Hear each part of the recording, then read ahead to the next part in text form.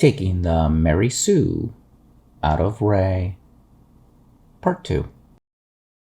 Last time, we talked about a blaster. This time, we're talking mind tricks. We'll also talk a bit about timing and storytelling.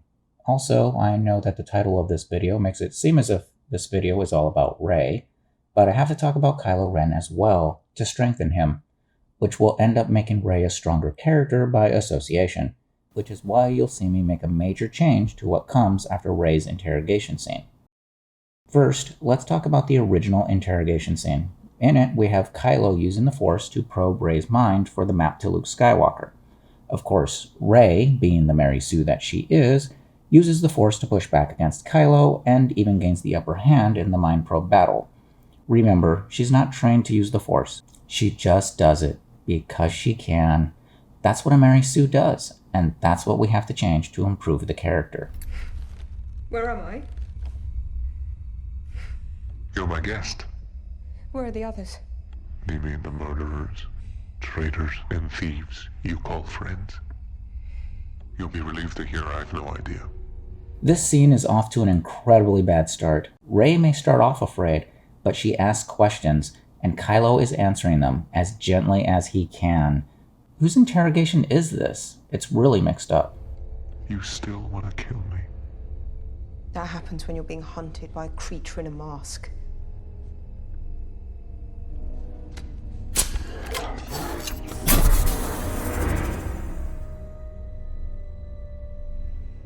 I have a huge problem with Kylo removing his helmet at this point in the film, and I'll get more into that later when talking about timing and storytelling.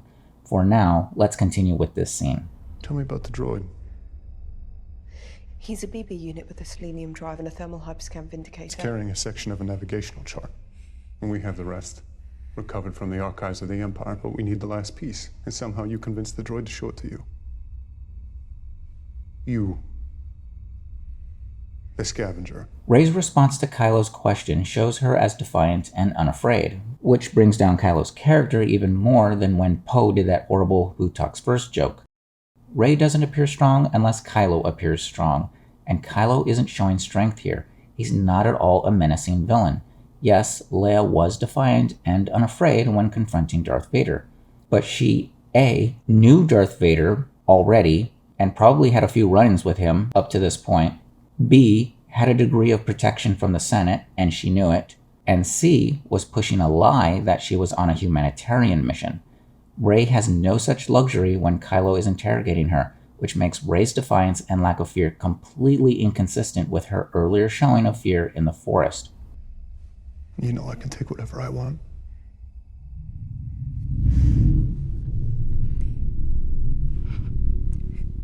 I'm so lonely. So afraid to leave. Isn't it swell of Kylo to treat Rey with such softness as he starts his interrogation? This is not how Kylo should be depicted. If he's the impatient type, then he should show a lack of patience with her. He has one goal: get the map. At night, desperate to sleep. You imagine an ocean. I see it. I see the island. I'm sorry, but Adam Driver sounds as if his line delivery was inspired by watching Bob Ross. And we can just take this brush and let's just pop in the indication of some little bushes that live down here, right down in his little foots. Something about like that. How's that? And Han Solo. You feel like he's the father you never had. He would have disappointed you. Get out of my head. I know you've seen the map. It's in there. And now you'll give it to me. There's clear repetition going on here. Kylo already told Rey that he knows she's seen the map. Why is he telling her again?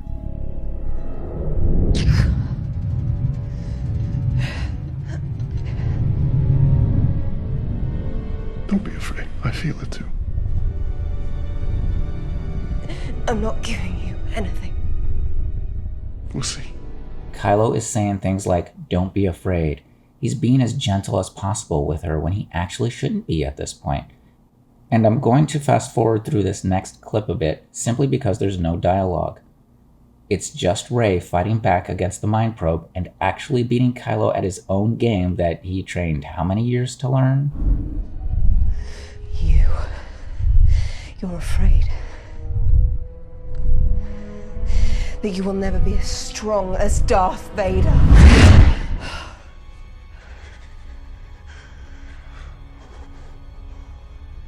This is the first time in this movie that we see Rey beat Kylo Ren, which takes tension away from their final battle, since we already know at this point that she's stronger than him and can beat him.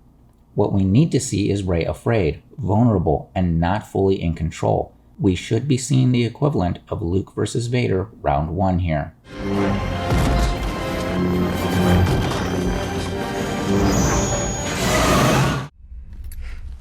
Where am I? Where are the others?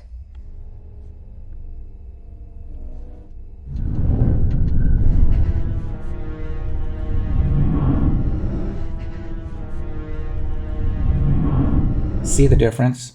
Rey, afraid, asks a couple of questions, but Kylo remains silent. Instead, he simply begins his Force mind probe. He's not answering her questions in a gentle manner. He's remaining mysterious and on point with his objective. He doesn't care that Rey is scared. From his perspective, he wants the map, and he's going to get it.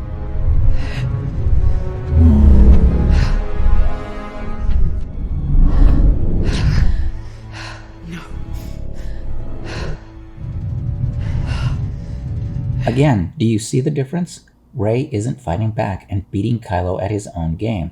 She's struggling, and that's what we need to see at this point. We don't need anything else in this scene, and the scene is now stronger for cutting out all that other Mary Sue stuff. The protagonist, Rey, is in peril, and the antagonist, Kylo, has the upper hand. That's all we need to know right now as events really start to build on top of each other and eventually lead to the final confrontation. Seeing Rey struggle now will add tension later when we see her and Kylo fight. At that point, we'll have a real question of whether she can stand up to him. It's not something we'll have already seen.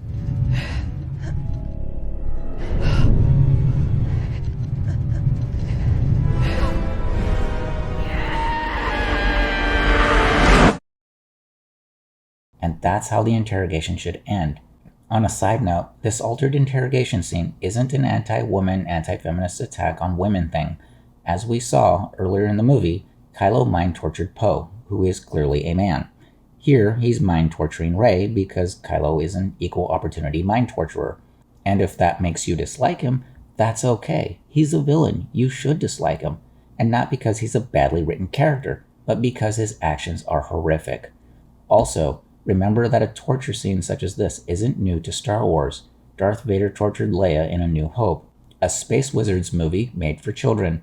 So, Rey going through a similar type of situation really isn't out of the ordinary for Star Wars. Alright, let's get to the next scene with Snoke upset at Kylo for not obtaining the map from Rey. How do we alter this scene so Kylo can keep his helmet on and remain mysterious while also not making him seem like a whiny little child, which is what we see in the original scene? The scavenger resisted you. She is strong with the Force. Untrained, but stronger than she knows. And the droid. Ren believed it was no longer valuable to us. That the girl was all we needed. As a result, the droid has most likely been returned to the hands of the enemy. With Kylo whining about Rey's strength with the Force, now we have the villain telling us how great Rey is. First Han, now Kylo, like father like son, right? Also, I know Vader said of Luke, "The Force is strong with this one." But that was more of a passive comment based on Luke evading him for longer than he thought Luke should. It was like a small show of respect before Vader did lock onto Luke's X-Wing and was about to blow him away before Han interfered. But let's get back to Kylo. They may have the map already. Then the Resistance must be destroyed before they get to Skywalker. We have their location. We tracked their reconnaissance ship to the Elenium system. Good. Then we will crush them once and for all. Prepare the weapon. There's actually a nice bit of dialogue going on here, and I stopped this clip at a strong line, one that you would end a scene with. I'll show you that later. Supreme Leader, I can get the map from the girl. I just need your guidance. If what you say about this girl is true, bring her to me. Here, Kylo is literally saying that he's not a strong villain. He needs Snoke to help him extract the map from Rey's mind. It's amazing how this movie just constantly knocks down Kylo, giving us less and less of a threat as we go on.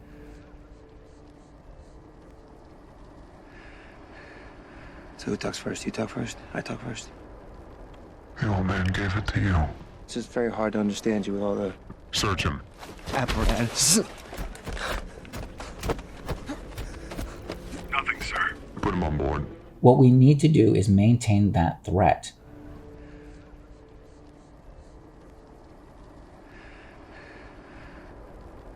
The old man gave it to you. Search him. Nothing, sir. Put him on board. And we can achieve that by A, having Kylo keep his mask on, and B, giving him less dialogue in which he nerfs himself. We can do this by weaving together the first and second meetings Kylo and Hux have with Snoke. We replace shots of Kylo without his helmet on in the second meeting with shots of Kylo with his helmet on in the first meeting. A chunk of the first meeting will be removed from earlier in the film, but it's not a huge loss. It's actually a gain since the first meeting will now simply focus on Kylo and Snoke, without Hux being there. Of course, dropping that first meeting of the villains means we have to move the firing of Starkiller Base to the final battle, but that's a more natural place for that huge event to occur, especially as we see Hux taking over the lead later in the film as Kylo fails to obtain the map to Luke. Scavenger resisted you. And the droid? The droid has most likely been returned to the hands of the enemy. They may have the map already. If Skywalker returns, the new Jedi will rise. Okay, here we have a much better reaction from Kylo. Snoke is yelling at him, and Kylo just turns away without a word, allowing the audience to interpret for themselves what Kylo's feelings are at this moment, and also the face he's making under that mask. And that allowance of interpretation can help draw the audience to the character and make them feel what the character is feeling, which is how you engage the audience. I also took Snoke's exposition that if Luke returned, the Jedi would as well. I placed this dialogue after Hux speaks of the droid being in the hands of the Resistance, so we'd have a good lead-in to Snoke informing Kylo and Hux, and the audience, as to why he doesn't want the Resistance to find the map to Luke. This will, in turn, lead into Snoke realizing that he has to up his game to stop the Resistance. Supreme Leader, I take full responsibility. General!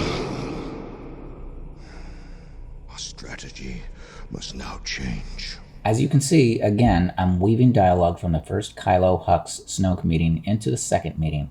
This accomplishes a few things. First, it allows us to have Kylo appear with his mask on. Second, in terms of the overall picture of the film, it shows Hux as more subtle in his attempt to upstage Kylo as the highest authority under Snoke. Rather than Hux trying to game Kylo earlier in the film, he only does it here after Kylo experiences a failure and Hux sees an opportunity to insert himself into the solution, which is the third thing accomplished with this change. We now wait until later in the film to see Hux as a sneaky opportunist, adding to and building his character along the way as he takes the lead over Kylo. The weapon. It is ready.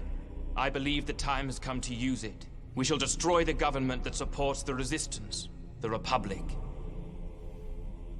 Good. Then we will crush them once and for all.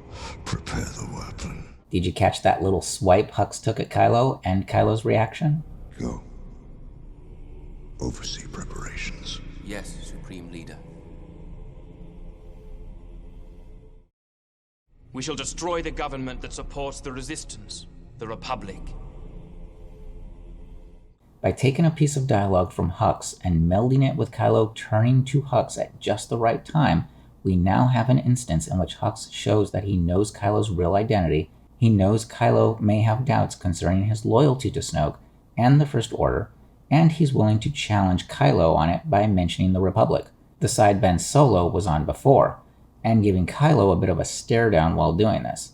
Again, we're adding to Hux's character here. We're showing the type of person he is, his undying loyalty to the First Order, and his willingness to question anyone else's loyalty. This change now also serves as an aid to Kylo wanting to prove his loyalty. When Han Solo confronts him, his doubts are showing. This is when we should see Kylo remove his helmet for the first time in the film.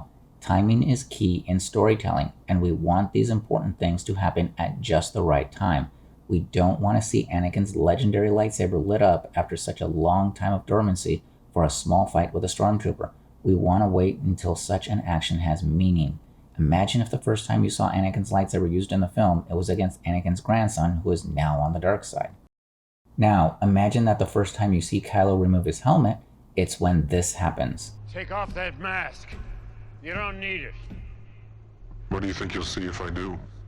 The face of my son. Given who we're told Kylo is and his history with other characters not named Rey, the first time we see him take off his helmet should be when a character important to him emotionally, someone he's deeply connected to, demands it. We have to place these important actions at just the right time so we can add a high level of meaning to those actions. I mean, if we move the firing of Starkiller Base to the final battle, then we would see the Resistance failing to stop the destruction of the Republic worlds, which would be a nice twist on the events of the original Star Wars movie that had the Death Star being destroyed just in time to stop it from firing and destroying the Rebel base. The Resistance would now have a successful failure on their hands. Starkiller Base would be gone, but so would the core Republic planets be gone, which would leave the audience with something to ponder as they left the theater. I know we strayed from Rey again in this video, but removing her Mary Sue-ness from the interrogation scene gave us an opportunity to strengthen Kylo's character as well. And stronger characters, especially stronger villains, give us a better, more impactful story overall. That's all for now, but please join me for the final part of taking the Mary Sue out of Rey, in which I will be discussing how to end a fight scene without Rey taking control of the Force.